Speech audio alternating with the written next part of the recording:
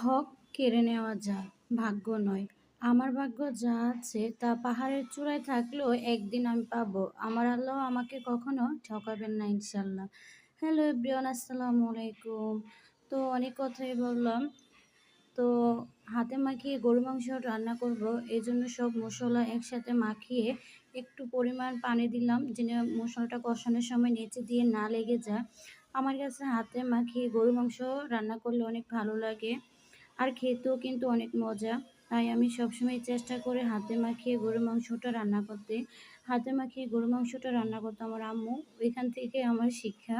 তো আমিও সবসময় ট্রাই করি হাতে মাখিয়ে গরুর মাংস রান্নার পর পাঁচফোড়ন এবং মেথি, পেঁয়াজ কিছু পরিমাণ দিয়ে লাল লাল করে বেরেস্তা করে গরুর মাংসটা দিতে। এই বাগারটা দিলে গরুর মাংসের টেস্ট দ্বিগুণ বেড়ে যায়।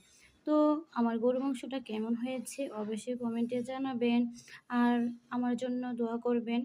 ইনশাল্লাহ আপনাদের জন্য দোয়া, ভালোবাসা।